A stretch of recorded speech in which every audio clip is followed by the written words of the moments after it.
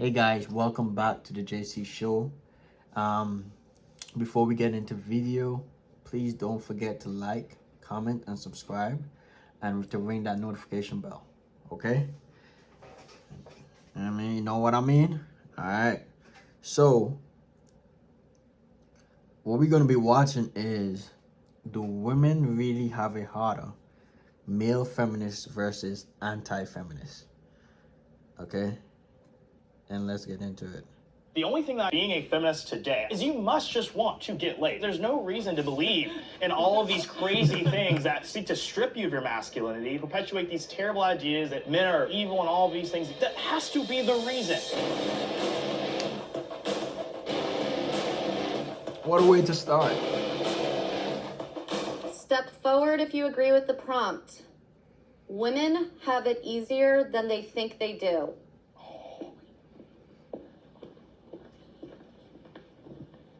With feminism, it's kind of brainwashed women to Just think two that people. they are victims in 99% of cases, and all the disenfranchisement that they would claim in like colleges and careers. A lot of these careers are way easier to get into for women than they are for men because they're looking to hire women because of feminism. Yeah, like in divorce and stuff, they get more property, the kids' rights, all that. Yeah. But more so, I think that from the jump, actually have it easier. Like, men need to be a provider. They're taught to be tough. Oh, why are you crying? Don't be a girl. But when a girl is crying or a girl is upset or anything that happens, usually they're a princess and they're given the world. Well, yeah, because with women, they're born with their value. They innately have value. They can create life, and they're extremely valuable from birth. For men, it's not really the same way. You have to make something of yourself to be respected. Exactly. Like a pretty woman can go far just using her face. A man can't do that. A man can't go to a rich businessman or like a businesswoman and be like, I'm good looking, let me come to your yacht. Right. A woman can. Right. Let's bring the disagreeers forward. Now I would say that I can definitely see what they're saying. Women do.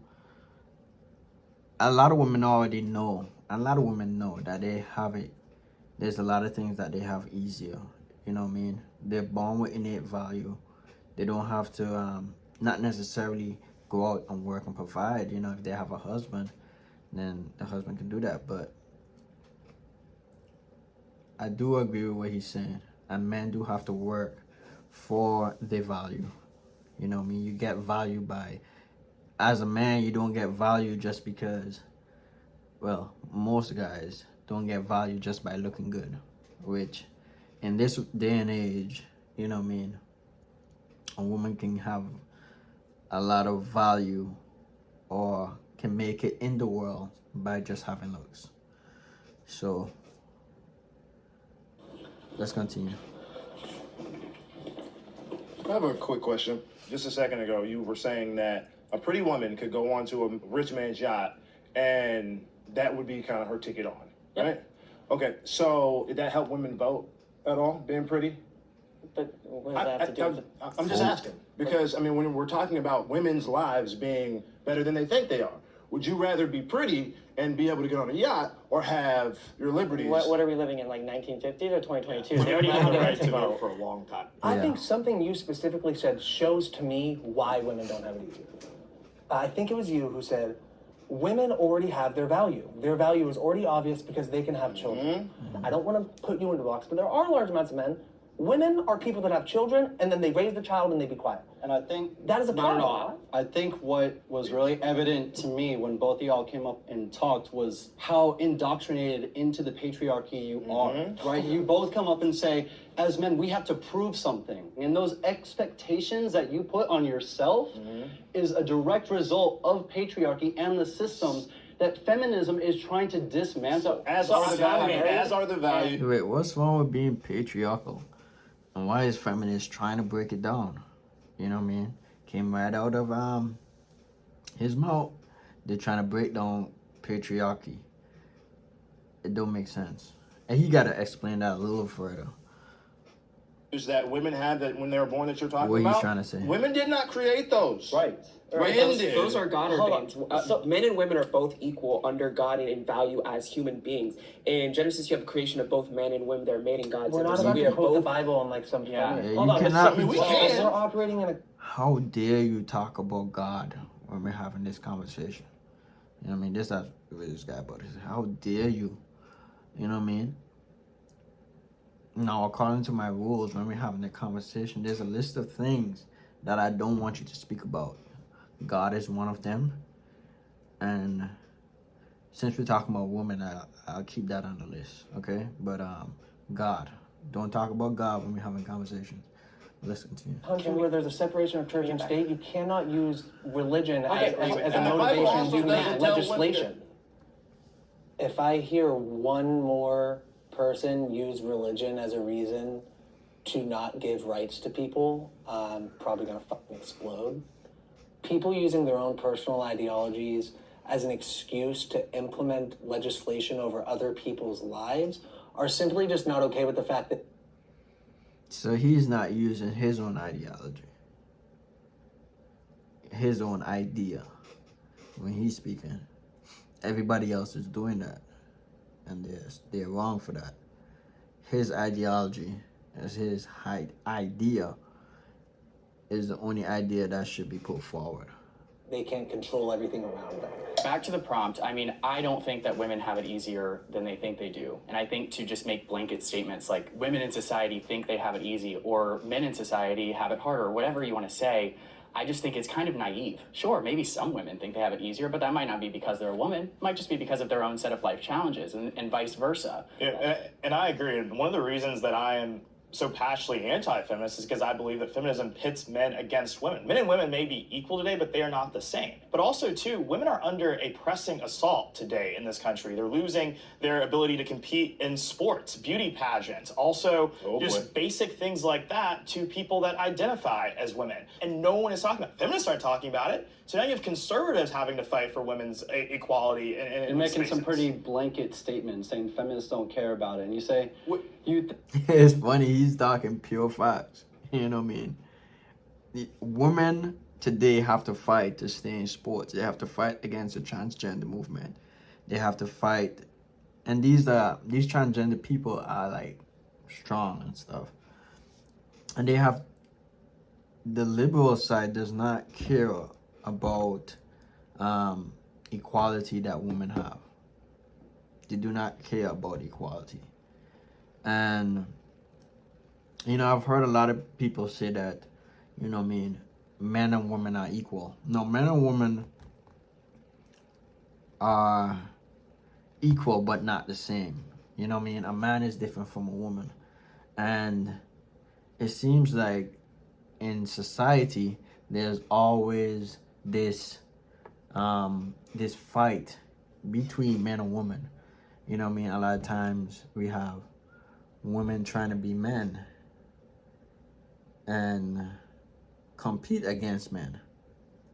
You know what I mean? You might have men doing the same thing, but I more so see women trying to be or take on the role of being a man. And you know what I mean? It's funny. I think that all women just are against the men. To answer your question, yeah, you're talking about women. Women are not all feminists. Yeah. There are plenty of feminists who are very anti-woman. You know, you saw it during in the political era where you have people who will attack Kayleigh McEnany and Kellyanne Conway because they aren't pro-women. They're not for the girls. So you... Actually, we have like just a little bit left. I haven't heard Kevin yet.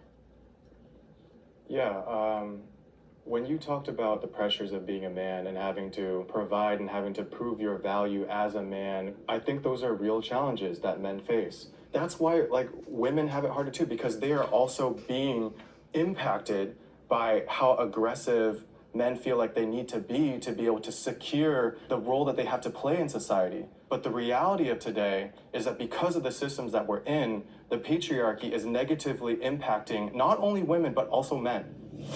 There's no wrong reason to get an abortion.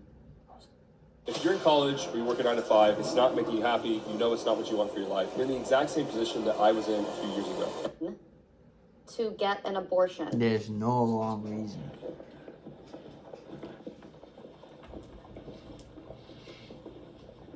So I'll just center the conversation around the very fact that, you know, we're a group of 8 men. The optics of 8 men in a room talking about when women do and don't deserve to get an abortion it's a bad look. So, like, for me, From a personal standpoint, I have a girlfriend.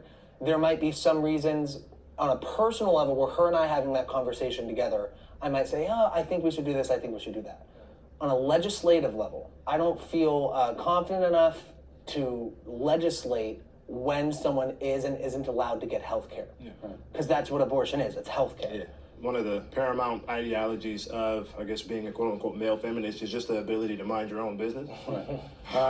Just to be able to say that this is the wrong reason to have an abortion, you're already headed down the wrong path. So being an anti-feminist, I look at this and I say, well, I am more religious as well. So I want to say, like, I'm more like pro-life, right? But if a woman decides that they want to not give birth, it doesn't matter the reason. Maybe she's not wealthy enough. Maybe the father left her. There's so many reasons. And then I also look at like just gun violence and how we're like birthing kids and we raise them and send it to school knowing that it can get killed. I don't know. I would feel like it's like not it's not the best world to be raising a child in. Exactly. I think a patriarchal element, even in your answer, not to combat or what have you, the idea of trying to cycle through the reasons why and going, yeah, I guess those make sense, is still, in my opinion, patriarchal. Even though I was on the feminist side on that topic, it feels like I was put in a position where They I was love framed as patriarchal. wrong. They love it that felt like word. you aren't allowed to have this opinion on this topic because you're not a woman. And I think that's kind of bullshit, to be honest. Off the top of my head, I know that was mentioned earlier that abortion is healthcare, and I first want to push back on that. Abortion is not healthcare. Healthcare preserves life, it protects it. It doesn't take it away, it doesn't eliminate it. What about the woman's life? But when you exterminate a child, that is doing harm. But it's That not is always a healthcare. child, right? So it's a discussion when it becomes a child or not. That's not a gray area. That's not a line. It is actually scientifically proven. It is a separate strain of DNA at conception. If you ask any doctor... But if you took that clump of cells out, would it survive? It's not a clump of cells, that's why you call it a termination. Scientifically, it is a life at birth, and scientifically, it is at conception. At conception. It is a life, but it is not a human. So look, though, the thing is, so when you say it's about protecting life, abortions are protecting lives of thousands of women who maybe are not able to at the expense of another life. But you're already prioritizing. All right, let's continue. Who's carrying that life? Because of patriarchy, too. Because of That's why you're patriarchy. doing it. Because of Because we've patriarchy, already you're devalued basically women. saying that So what if we're these aborting a cells female are more baby? important than the I woman. think it's absolutely shameful how flippantly our society has begun to treat the topic of abortion. You are literally exterminating an unborn child. To That protect is the wrong. life of That is another wrong. woman. Then don't have sex without protection. Really, you don't have Right? sex without protection. You don't have sex without Well, I protection. don't have a Tell them what they baby. can do. I don't have a Tell baby. them what they can do. Stop Yeah. absolving women and men of responsibility. And that's what they do. They take the responsibility away from the woman, and they put it all on. Oh, you're trying to protect the woman's life, and what about the baby's life? I guess the baby is not alive according to them. It's just a group of cells. There's no life at conception. You know what I mean? Even the scientists say that. You know what I mean? That's not about the Bible. That's not about God. The scientists say it too. That's funny. treating grown ass people like they are children. Again, we're not emphasizing any of those things. Right. We're going straight to women and making it their problem. Well, it's a man's problem as well, because if a man gets a woman pregnant, that is his child as well. So one of the things that's really important, what abortion does, is it puts all of reproductive rights in the hands of women when it takes both parties. She cannot have a child without a man. Abortion normalizes women making bad choices. We've kind of given a free pass for people to be a lot more carefree about who they sleep with and not really think twice about the ramifications that may come of it. Yeah, and that's another thing they like to say. Or the take out of the whole question is this baby the man and the woman's child? Or is it just the woman's child? So now the man doesn't have a say. You know what I mean? We're also, once again, we're zooming in on a high level on the end result. We're not talking about the systemic issues that cause women to have abortions. If Hold on. We're not talking about the lack of resources that make people feel like they cannot sustain a pregnancy or sustain a life. Right. And those are things that are caused by the way men have set up society. So instead, hold on. So instead of talking about the actual issues from the top down and going the whole way, we go to the most oppressed person involved and make it their fault. Mansplaining is overly criticized. I don't even know what that means. Mansplaining. I frequently come across videos online where like a man will respond back to a broad generalization about women, and they'll be like, oh, you're just mansplaining it, as if men aren't allowed to have a voice in the conversation. And I think that the term itself, it's just not really defined. And mansplaining is just not real. Like Yeah. it literally is a man explaining something, and these people get angry about it. Like that's the reality so that's where they of come the up times with in which we mansplaining. live. And it also hurts the ability of men to have conversations with women, because you think, oh wow, if I explain this issue to her, and I'm going to be accused of mansplaining, or I'm going to be accused of being sexist because I don't think she understands it. It's toxic, and it hurts women. It hurts men. And Okay, so now I understand. So mansplaining is like, we see guys like Andrew Tate, and you see other people explain a general fact about women. It's called mansplaining. It's called being a sexist. I think it's called being misogynist. Okay, so that's what mansplaining is. it's just not a way for us to have a functioning And society. at its core, it's completely hypocritical, because the feminist plight is that women need to have a voice and they're being told they can't have a voice. And then they turn around and do the exact same thing and say, you're mansplaining me. You shouldn't have a voice about this topic because you're a man. And we're targeted because of our identity, and no one cares about it because we're supposedly in positions of power, so we don't get to be victims. We don't get to say, oh, you should feel bad for us, because we're men, so we don't get to have the luxury of having the benefit of the doubt of society or the media or any of those things, and it's a shame. It's a shame. Right, yeah.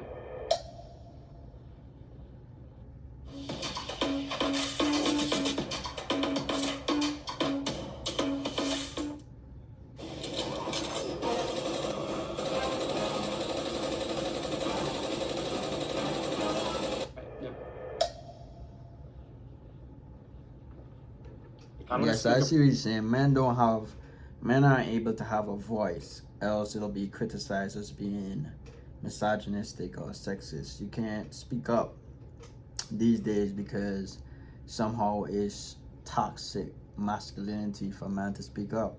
So I think that's what he's talking about right there. About mansplaining from a different perspective, because you guys are talking about controversial topics.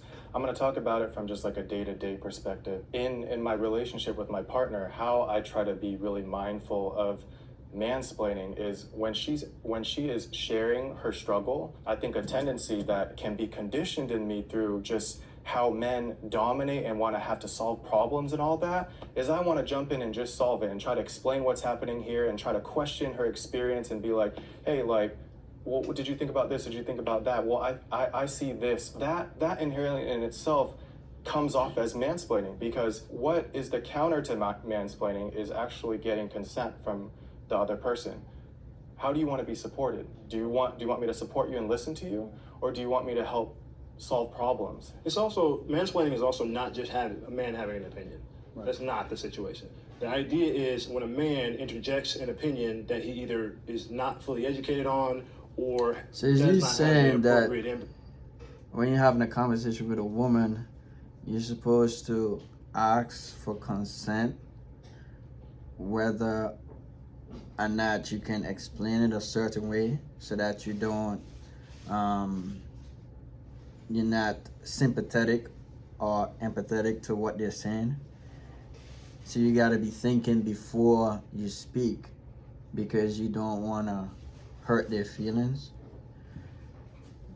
Then when are you going to get the truth out? When are you going to have a conversation if you're always thinking before you speak? That's my question. to be able to talk about.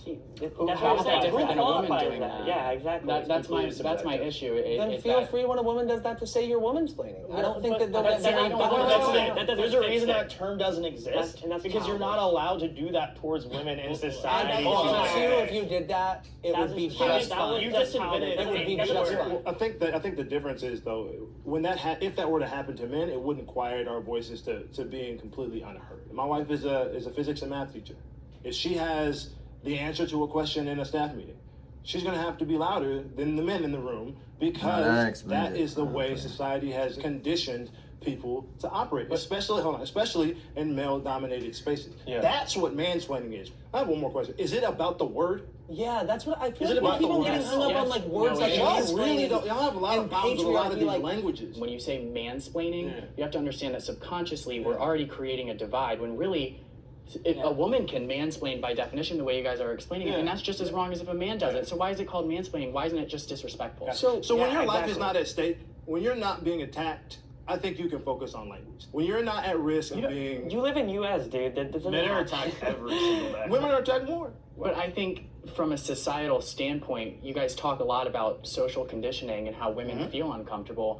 But don't you think this narrative that you're saying right now is contributing to that? Telling women that they should be scared when they're in an environment full of men. Telling women that, they are oppressed, they are this, they're that. By telling women they're less than Let me respond to that. They're not telling them that. They're validating the fact that that's the reality. Right. Women should be encouraged to be financially independent of men.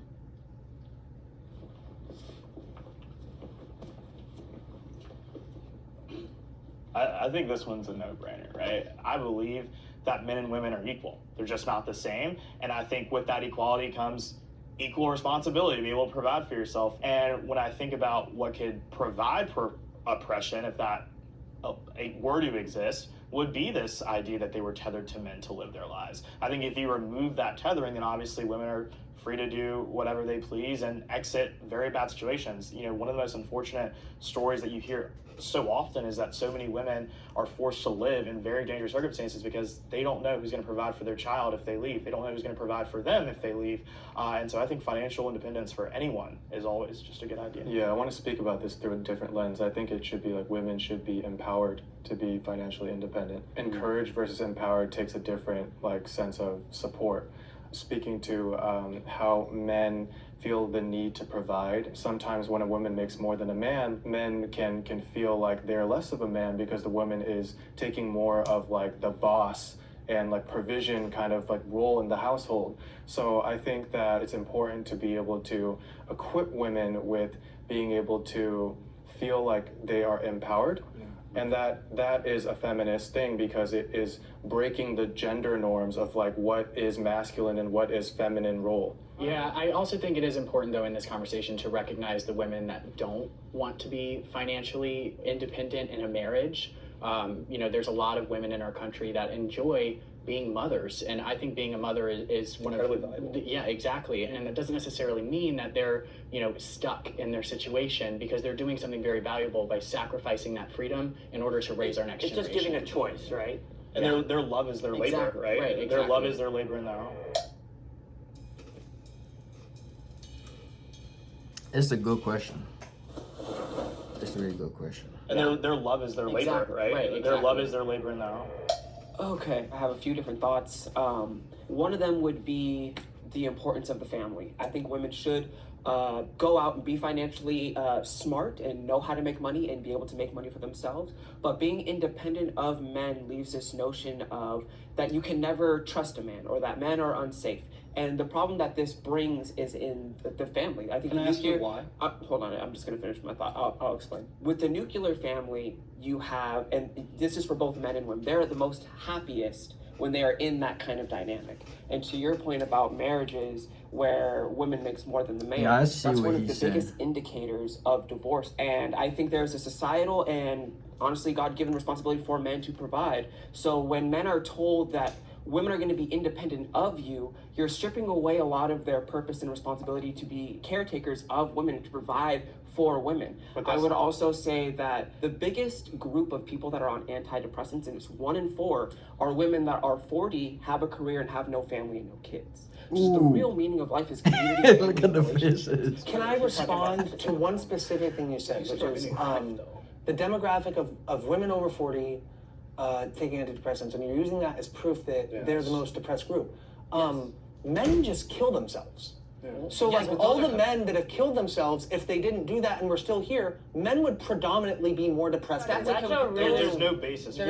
But also the men statistically kill themselves more. But we're talking about two completely different points. Well, I think he's just saying that statistic is a little bit difficult to process. It's out of context because the men that there's other factors. Yeah, there's other factors. There's always going to be other factors, but that's a clear indicator that women at some point, whether they started wanting a career, will eventually want to fall into a role of being a mom, having children, because that is what women derive the most happiness from. We got a lot of studies and stats over here, which is cool. But like when we're talking about financial literacy and financial freedom, there are a lot of women that have the ability, that decide to step back, all those types of things.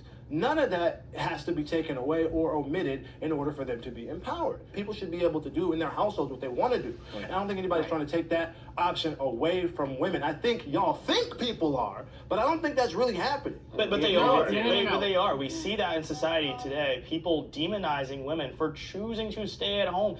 Female empowerment also means empowering women, again, to make the choice that fits them, their choices, and what they want to do. It is just as powerful, just as influential, just as important as a choice to make to raise your kids at home, if that is what you want to do, and also be the CEO of Walmart if that's what you choose to do. We can empower women to be girl bosses, whatever you want to say. Would you empower a male friend if he told you that he was going to quit his job to be a full-time stay-at-home father? If he wants to. What? So Cash in, buddy. That's good. I just want to make sure, because like you're only defending women who get demonized for doing this, and you're not like advocating for men to want to step up and do that too. You're only most men don't want to. Why not? Why don't you want because men? They don't want because to. they just don't want to. I don't want to. I just want to make sure I follow your logic. Are you pro choices or pro less choices? This is a trap. This is a trap. What do you mean by that? Are you pro choices? Are you pro less choices? When I asked him why he doesn't encourage men, he said because they don't want to do that. So then why is it a problem if women don't want to be stay at home? I'm not encouraging women to stay at home. I'm not encouraging women to stay at home. I'm saying that they have a choice, and I'm not for taking choices away from women. You may be. I don't know. All right, reset.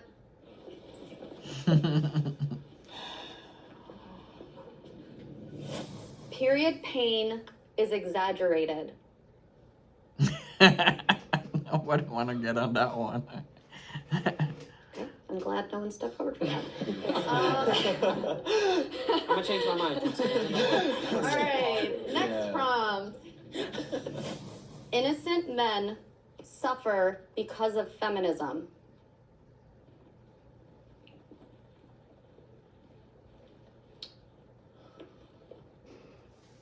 So I think today in 2022, feminism has changed drastically, and I think it's really turned into demonizing masculinity in men while promoting masculinity in women, and with that, good men are being pushed to the wayside and pushing parts of themselves down and not embracing their own masculinity because society is telling them that it's wrong. 100%. I think like anything that is deemed masculine is seen as now toxic, and I see it all over social media. You can't really say anything or do anything, especially even like against or even for yourself, without it being like some weaponized in some way or shape or form. Yeah, it's a shame that feminism has become less about actual equality and more about supremacy. It's not about equal rights between men and women. It's about women being superior to men. And women don't even like it anymore, right? I hear conversations with so many girls that are friends of mine. They're like, I hate what feminism has become because it makes me feel as if I am a victim, and also too that men aren't supposed to be men anymore. It almost absolves us of the responsibilities that we have as males in society to be providers, to be protectors. Right. And innocent men suffer because we're made out to be toxic because we're fulfilling our roles as men in this world. It's absolutely insane. Yeah, and I mean, I disagree a little bit with saying that men have to be providers, but I think, demonizing those men is part of the problem. Yeah, I would disagree a little bit, but I think also, too, though, what we probably would agree on is that in a society that makes women feel as if they need to be more like men, all you get is really bad versions of men. And when you have men who are increasingly more feminine, you get men who aren't being men at all anymore. And I think that's a huge societal problem, and we see the ripple effects and the consequences of that every single day.